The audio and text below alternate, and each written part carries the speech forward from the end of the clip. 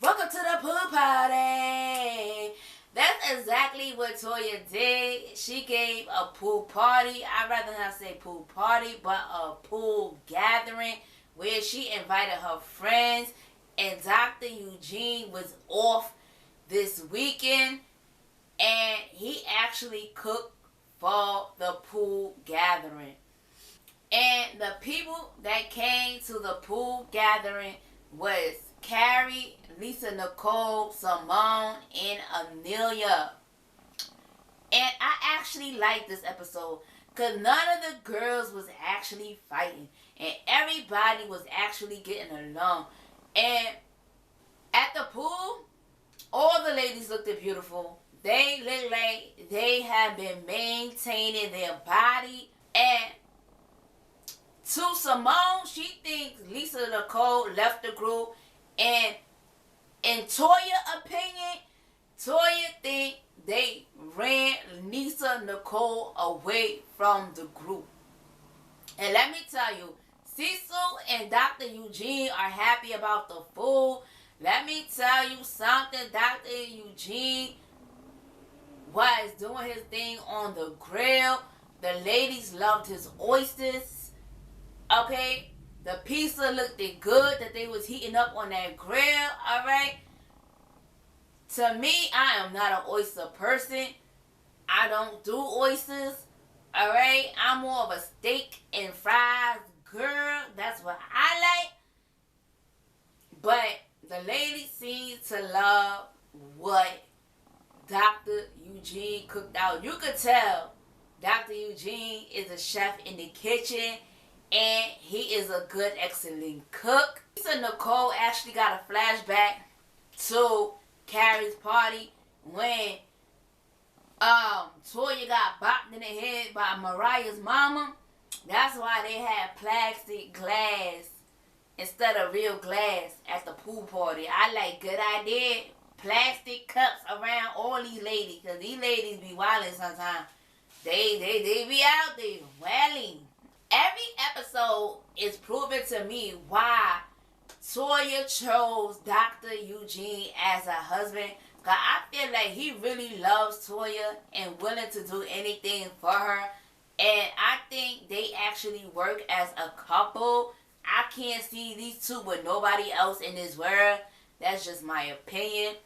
You have all the male doctors meeting at Dr. Contessa's office. You have Dr. Eugene, dr.damon meeting Dr. Scott. So he could show the guys what he has accomplished so far. And I said, to me, what was weird, when they titled it, it says Dr. Contessa's office.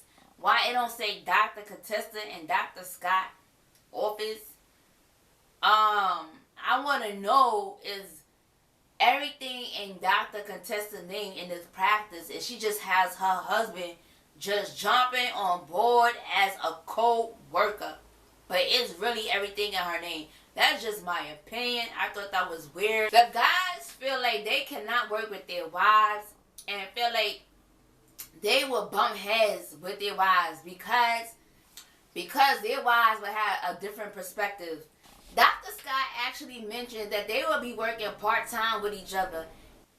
Dr. Scott think he's slick. He like, we ain't going to just be chatting up here. We going to be doing some work, okay? Alright? Yeah, he put those men to work. Alright? At the end of the day, I like Dr. Scott was not playing with them. On the other hand, Dr. Contessa is confided in Dr. Scott's niece. I believe her name is Paris. And she's like stating that Scott is a really traditional man, and he really believes that a woman should just be a mom. I believe, don't misquote me. And he really is not supporting her on her dreams, and she is really frustrated that she have to open a new practice, take care of the kids that's already home already, and she working long hours, and all she want to do is come to home to her man and have a simple conversation and let that man say everything is going to be alright. don't have to stress about nothing. That's all she want to hear is unwind. And her man be her motivation to succeed in this world. What woman don't want that support from their significant other? Dr.Eugene is amazing me every time because he did that with the TV.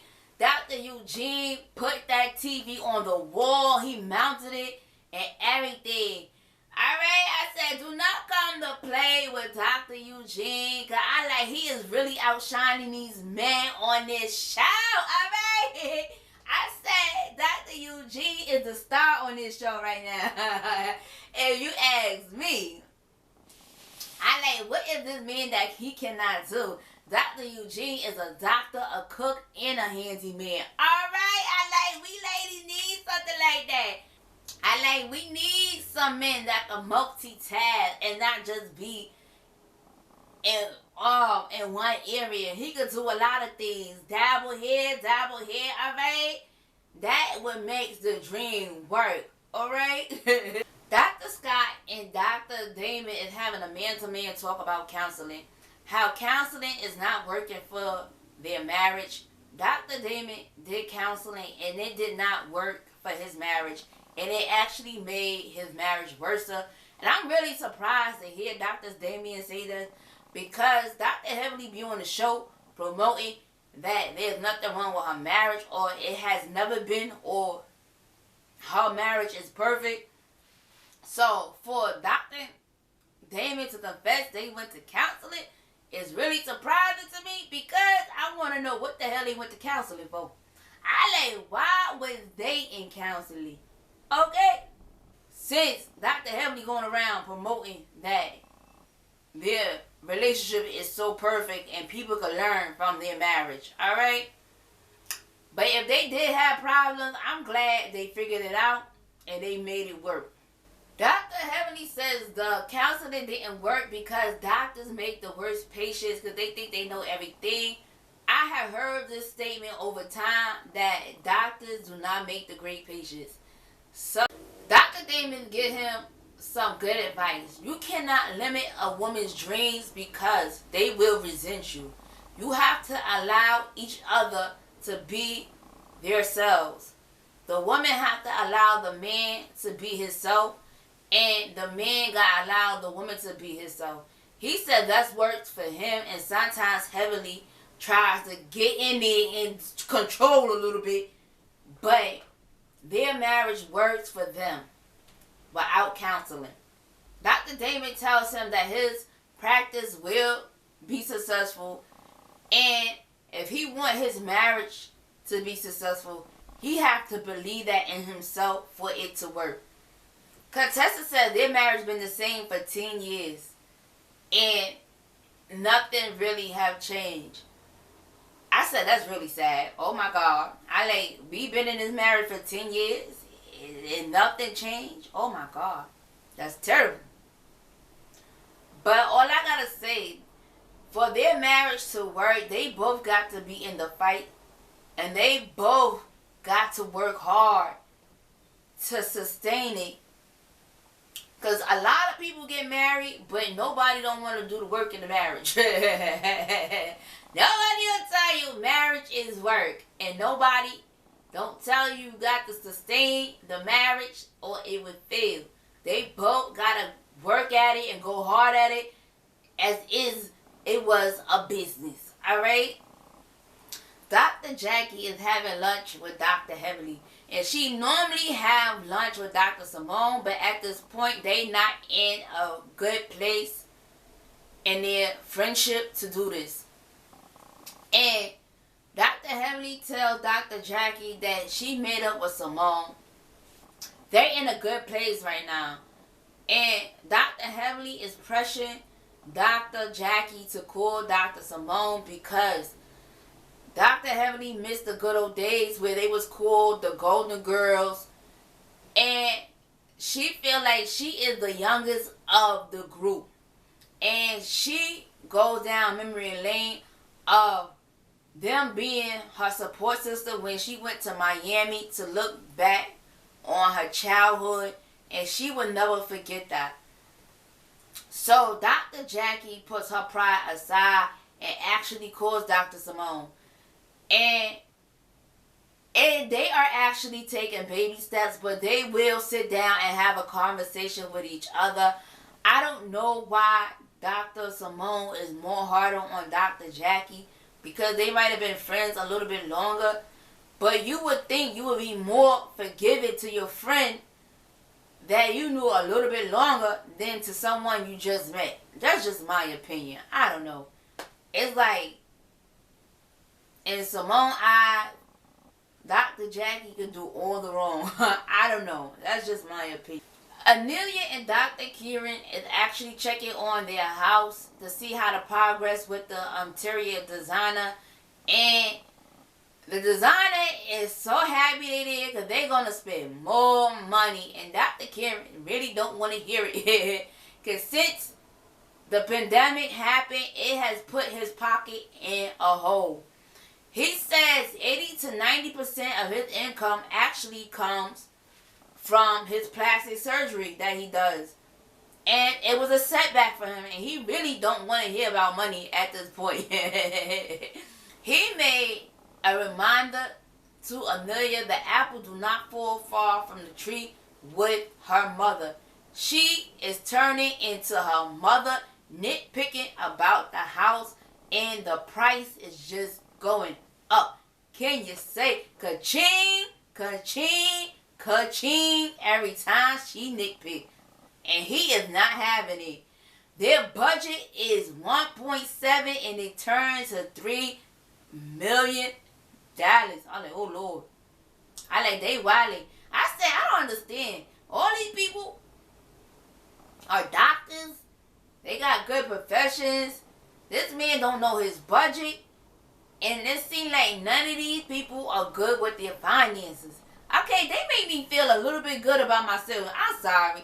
They made me feel a little bit good about myself. Because, baby, I'm not having all these financial problems like these people on here. I like, damn. These people on here complicate things that should not be complicated. I like, it's just simple stuff. Needs and wants. Do you really need this? Or do you really want it? I don't understand. Baby, I live within my needs and not my wants. My wants go wait. At the end of the day, I just feel like they made me look a little bit better about myself. Just with the finance part. I may not be no doctor, but I do have a little bit of control of my money than these doctors do on this show. I'm just saying. This part was crazy. This is where dr.Eugene had his ass bent over. Toya and dr.Eugene is in the bathroom. She is getting on him while the bathroom is such a mess. He like, yo, calm down. I'm trying to do something. He is putting his medication under the water, and she like, what that? And he tell her that it is testosterone. dr.Eugene has low testosterone, and he got to take shots to build up his testosterone. I like, ew, I don't want to see my doctor bent over with his ass over. I don't want to see that. I like, nobody want to see this doctor bent over with their ass out. Oh no. He normally takes the shot in the leg, but this time he getting a shot in his ass. dr.Eugene is actually dealing with andropause, which is similar to menopause for a woman, but just for men, I'm assuming. I don't know. This is the day for Michael to go to college. Simone and Cecil and his other brother Miles was there to pack him away, and they get in the car and they drive to whatever college he is going to. And they just in separate cars having different conversations. And Simone think Michael was gonna do a little bit better in college than Miles because he's gonna have a lot of support. And Cecil think that Michael's a little bit organized when it comes to studying than Miles at the end of the day. And there's really nothing they could do to reassure that he is not gonna drop out of college and make sure he's doing his work. Because with Miles, he really hid his struggles with college at the end of the day. Let me tell you this. I believe in the education. But at the end of the day, college is not for everybody. This is why you have trade school. This is why you self-teach yourself at a certain topic if you want to learn that and get ahead in life. I'm just saying, college is not going to be for everybody. And you can still be successful without going to college. A lot of people are millionaires and they didn't go to college. I'm just saying. It's whatever you want to do with your life and what you want to make out of it. And Michael is having a different conversation. He talking about girls having a social life and talking about working. And so he don't have to be on school all the time. But we going to see how this work out. Whether he make it or he don't. We going to see in the future. If he doesn't finish school, it is okay. But you're going to need another alternative if you're not going to be in school on how you're going to provide for yourself. If you don't go to school, you work. That is the alternative for a whole lot of people. And she talks about how she went to Spelman, so she really didn't face discrimination because it was like an all-black college at the end of the day. And Michael is going to an all-white school, and he might face some racism. They had a conversation with him to how to handle these conversations at the end of the day. I say, when you sending your child off somewhere, all you can do is pray. Because you don't know what's going to happen. People are so crazy in this world. All you got to do is say, Lord, watch over my child when I cannot be there. Because you don't know what could happen. Dr. Heavenly is in her office, and she has her son, Zachary, shadowing her in the dental office. She is telling him about the machines and what they do. Zachary is trying to bring a sense of humor into it and asking what was in the sink. Is that lemonade? Okay, and then Dr. Heavenly taking it serious, saying that's a sterilizer. I like Dr. Heavenly. Your son was just joking, okay? I like he was just joking. Oh my God. I hate when people be joking and they can't take the joke. Oh my God. Like, can we not be serious? It's okay. It's okay to be serious sometimes. And it's okay to be funny, goofy, laughing, clown sometimes. It sometimes. It's a time to be serious and it's a time to be playful sometimes. Alright? Like, damn, girl, you can't take the damn joke. He joking. My God. So, Miracle comes in for her second appointment. And she actually replaced the temporary teeth with the permanent teeth. And they look beautiful. And then Dr. Heavenly is telling Miracle, like, stop looking at my child. You smiling too much at my child. Dr. Heavenly tells her son to date somebody that's like the Michelle Obama type that can help him. dr.Simone and Cecil is in a restaurant. They give their son some advice. And it's good advice. He gives good advice. He said it's not how you start, it's how you finish. At the end of the day, you have to find your own path and what you want in life. You have to do what works for you. And I agree with that. Let me tell you, the men on this show is outshining the women. I ain't gonna lie. I'm sorry. I ain't gonna lie. The men are outshining the women on these shows. Alright? Y'all better come through, stars. These men are shining to me in my eyes. Yeah. Cause I didn't know, like, men could be this way. Like, why I always get the crazy people? Oh my God, you know what I'm saying? These men on this show has proven to me there are good men out there at the end of the day. And they showing me they're really outstanding guys. And it goes to show you, no matter how successful you are, you could be terrible with money And if you on camera, it's not a good look. It's not a good look. I'm sorry. And the world is watching these professions while their money is walking away from their hands. Child, I cannot. I cannot. But I want to thank you for listening. If you listen, you are spectacular. Continue to shine. And thank you for listening.